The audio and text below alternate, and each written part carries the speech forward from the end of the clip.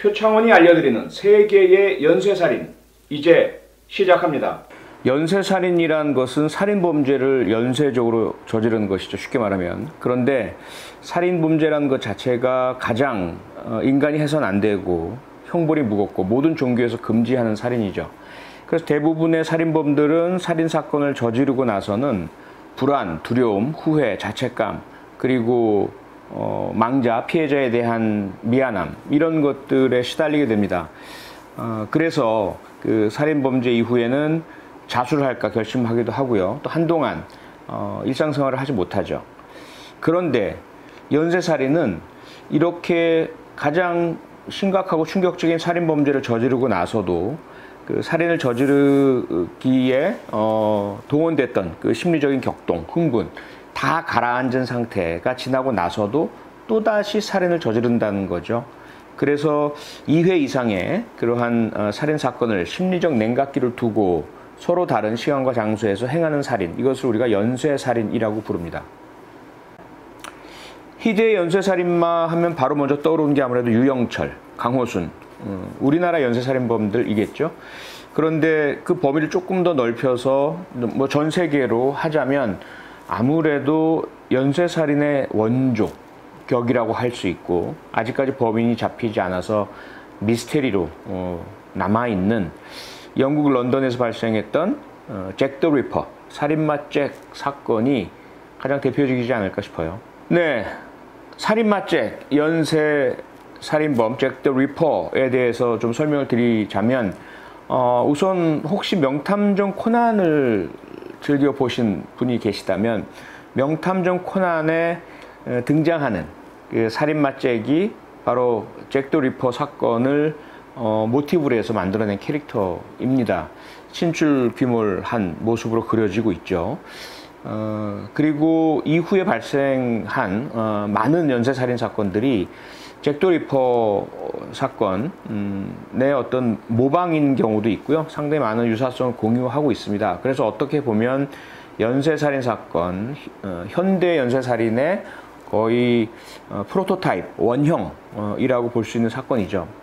간단한 개요를 좀 설명을 드리자면 1888년 8월부터 11월 사이 3개월 동안 5명의 성매매 여성이 참혹하게 피살당한 사건이 잭 더 리퍼 사건입니다.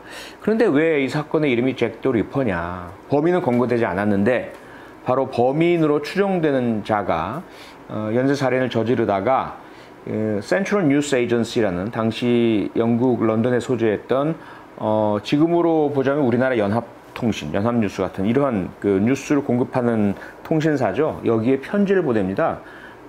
그 편지 속에 자신의 범행에 대한 쭉 디테일을 설명을 하면서 마지막에 잭 더 리퍼라는 그런 별칭을 사용했죠. 그래서 이 사건의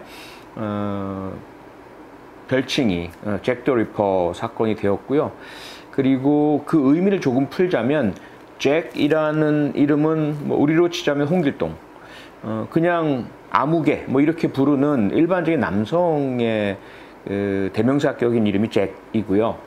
그 립이란 거는 이렇게 벗기는 것을 말합니다. 그래서 잭 더 리퍼는 사람의 신체를 벗겨내는 참혹한 그런 훼손 행위를 하는 살인범이다라는 그런 의미와 뜻도 담고 있죠. 이 사건이 좀 더 그 독특한 건 뭐냐면 지금도 그렇지만 그 연쇄살인범들이 범죄를 저지르다가 중단하는 때가 있어요. 심리적 냉각기라고 하죠. 이 냉각기가 나타나는 그 이유와 기간, 이것이 잭 더 리퍼 사건에서 보여지고요. 또 하나는 범행을 거듭할수록 범행의 수법이 더 잔혹해지는 범행의 진화라고 할까요? 뭐 이러한 모습도 역시 잭 더 리퍼 사건에서 드러납니다. 그리고 잭 더 리퍼 사건의 가장 핵심인 이 참혹함, 잔혹함의 가장 독특한 특성은 뭐냐면 이 피해 여성의 그 신체 부위에 대해서 아주 심각한 훼손을 하고 배를 가르고 내장이 다 밖으로 나오도록 한다든지, 그리고 신체 내장의 일부가 사라지는 이런 경우들이 발생을 했습니다. 한 번은 신장 콩팥이죠. 하나가 사라졌고요. 마지막 피해자는 심장이 사라지기도 했습니다. 그리고 중간에 이 잭 더 리퍼가 한 번은 앞서 말씀드렸던 센트럴 뉴스 에이전시라는 언론사에 편지를 보냈지만 그 다음에는 화이트 채플, 런던 내에 있는 한 구역이죠. 여기서 계속 연쇄살인 사건이 발생을 했는데 화이트 채플 방범위원회 위원장 앞으로 편지를 씁니다. 그리고 그 편지와 함께 소포를 동봉했는데 그 소포 안에 사라진 피해 여성의 심장, 콩팥으로 추정되는 그 장기의 한 반쪽 정도가 있었어요.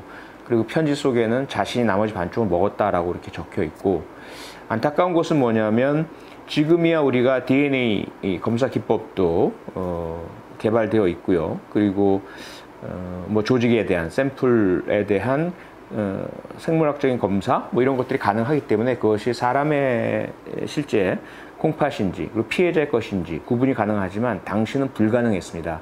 그래서 그 소포에 동봉된 신장이 실제로 피해자의 것인지 여부는 확인할 수가 없는 그런 상태죠. 이 잭 더 리퍼 사건이 결국 5번째 그 11월 9일 금요일 날 행해지고요. 그 이후에는 추가로 발생하지 않았습니다. 그리고 범인은 검거되지 않았고, 그래서 무수한 추측이 난무하는 사건이고, 그리고 이 사건이 처음에는 40대의 성매매 여성들, 특히 그 중에서도 알코올 중독 현상이 심하다든지 거리에 혼자 있는 이 여성들을 주로 타겟으로 해서 행해집니다. 그러다 마지막 5번째는 25살의 젊은 여성에게 범행이 가해지고요.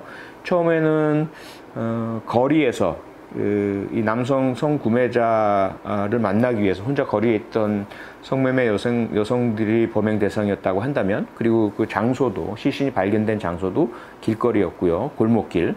그런데 마지막 5번째에 25살 젊은 피해 여성 메리 제인 켈리라고 하죠. 이 피해 여성은 이 메리 제인 켈리 피해 여성의 집 방 안에서 범행이 발생을 합니다. 그리고 가장 참혹한 형태로 시신 훼손이 이루어지고요. 심장이 사라졌죠. 그러다 보니까 이 사건 역시 처음 시작할 때부터 마지막 5번째 이를 때까지 지속적으로 참혹함이 점점 더 그 정도를 심해져 갔다, 악화되어 갔다, 진화되어 갔다, 이렇게 볼 수 있는 사건입니다. 기본적인 개요는 일단 그렇습니다. 당시에는 사실 그 과학적인 수사 기법, 프로파일링도 없었고요. 그 다음에 분석 기법이 발달하지 않았습니다. 하지만 일단 그냥 외관으로 봐도, 그리고 범행의 기본적인 모습만 봐도 너무 유사하다라는 그런 소위 말하는 감과 촉이 형사들에게 형성되어 있었죠. 그리고 본인이 쓴 편지에 의해서 이것이 한 사람의 범행이다라고 추정할 만한 또 여지도 있었죠. 하지만 지금 와서 당시에 남겨져 있는 사진과 기록들을 통해서 프로파일링 기법을 통해서 분석을 해본 결과 역시 동일 범의 소행으로 볼 수 있다. 어떻게 볼 수 있느냐? 프로파일링의 그 방법 중에 가장 기본적인 것이 하나는 MO 분석이고요. 또 다른 하나는 시그니처 분석입니다. MO 분석이란 것은 MO는 모두스 오페란다이라는 그 라틴어고요. 우리말로 하자면 범행의 양태, 수법, 뭐 이렇게 해석이 되겠죠. 이 MO는 범죄자가 범행을 저지르면서 선택하는 합리적인 선택들, 이렇게 이해하시면 가장 쉬울 것 같습니다. 즉 자신이 범행을 성공시키기 위해서, 그리고 검거되지 않기 위해서 선택하는 것들이에요. 가장 대표적인 게 시간이죠. 밝은 대낮에 사람들 많을 때 범행한다? 이건 목격되기도 쉽고 검거되기 쉽겠죠. 그래서 어두운 밤, 이런 그 시간대를 선택하기도 하고요. 두 번째는 피해자, 누구를 대상으로 할 거냐? 이 범인이 가지고 있는 특성, 범인의 생활 특성, 그리고 직업적 특성상 가장 쉽고 용이한 대상자를 선택을 하겠죠. 이것이 그 범인의 MO 중에 하나가 됩니다. 어떠한 대상을 선택을 했느냐, 언제, 시간, 그 다음에 장소, 어떤 장소를 선택을 했느냐, 또 도구도 그렇습니다.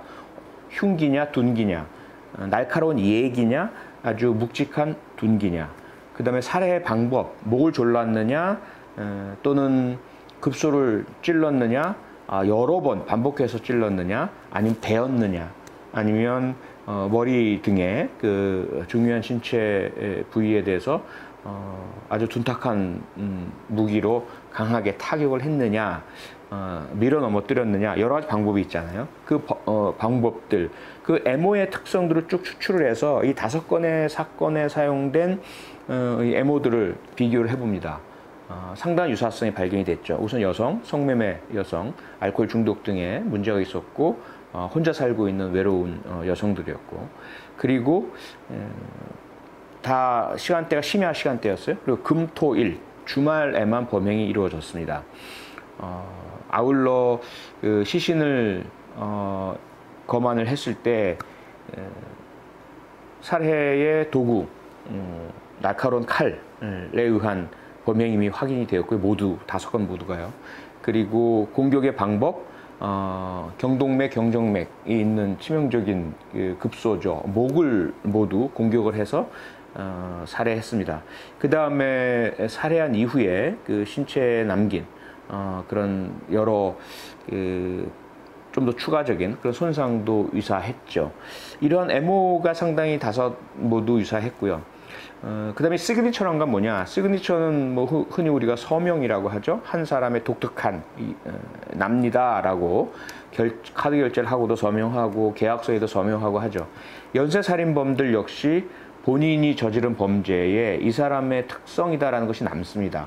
다만 다른 것은 뭐냐면 일반적으로 연쇄살인 사건의 연쇄살인범의 시그니처는 일부러 납니다라고 남기는 경우는 아주 극히 드물어요. 거의 없다고 해도 과언이 아닙니다. 왜냐하면 그 시그니처라는 행동은 기본적으로 MO와 상충됩니다. MO와 반대에 있습니다. 왜? 앞서 제가 MO라는 것은 범행을 성공시키고 검거를 회피하기 위해서, 들키지 않기 위해서 선택하는 합리적인 결정이라고 말씀드렸어요. 시그니처는 불필요한 행동이죠.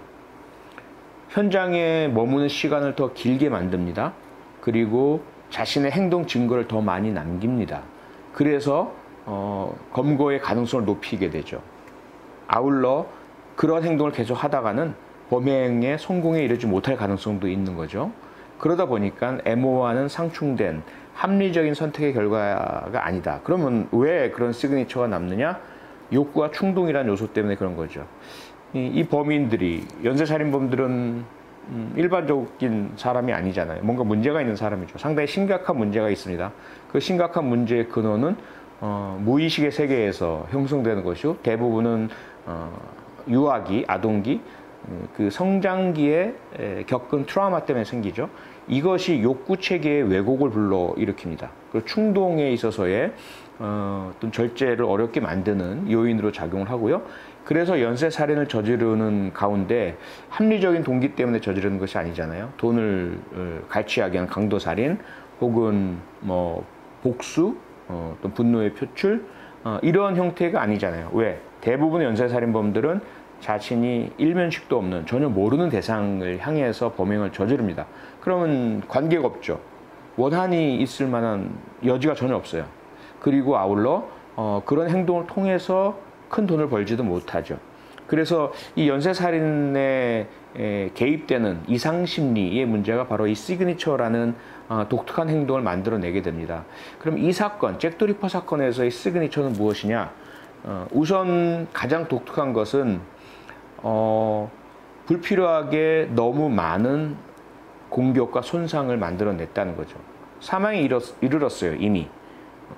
사망한 이 피해자를 특히 눕혀놓은 상태에서, 누워있는 상태에서 위에서 공격한 형태의 그 상처들, 그 wound pattern analysis라는 방식이 있습니다. 과학사 기법이 있는데요.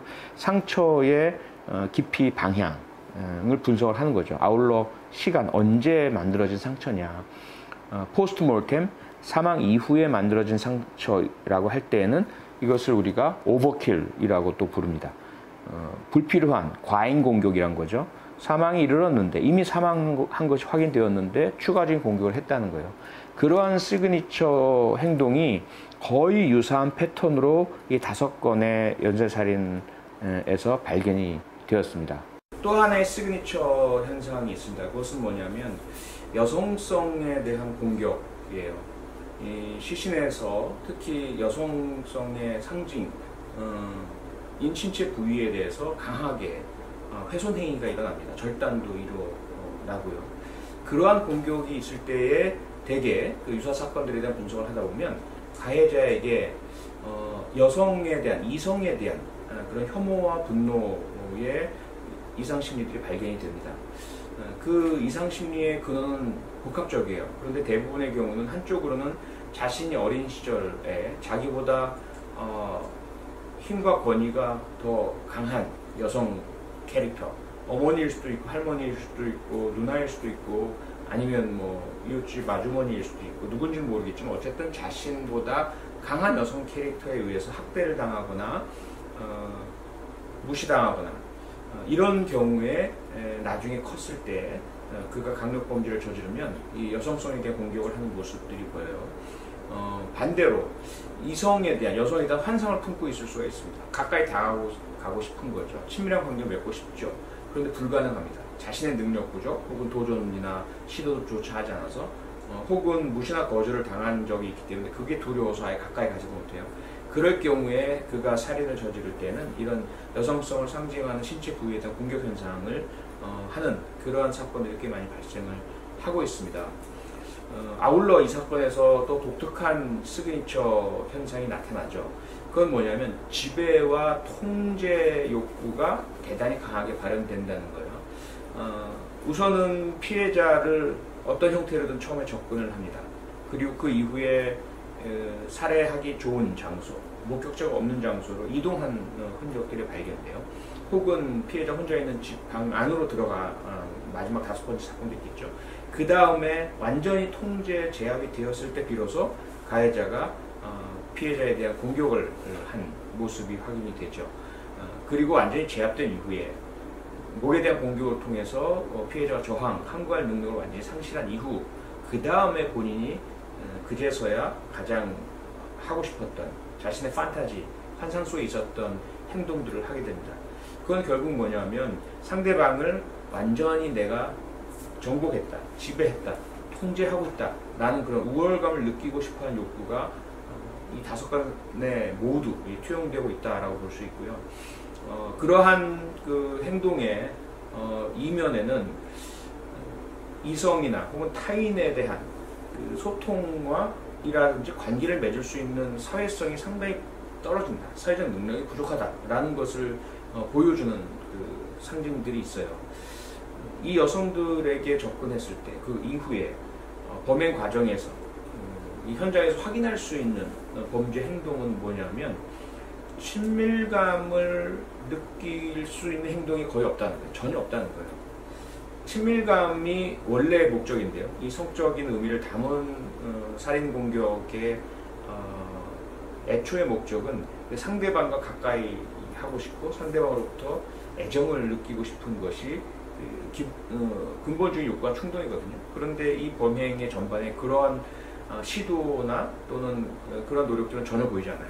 그건 결국은 이 범인이 대단히 사회성이 부족하다. 그리고 자존감이 낮다. 이성이죠. 특히 그 타인과 관계를 맺어가는데 매우 서투르다라는 이러한 그 기본적인 시그니처 행동들이 이 5건의 범행 모두에게서 발견되었습니다. 네, 1부 여기서 마무리하고요. 계속해서 2부 이어지겠습니다. 구독, 좋아요, 알림 설정 안 하면 흠칫뿡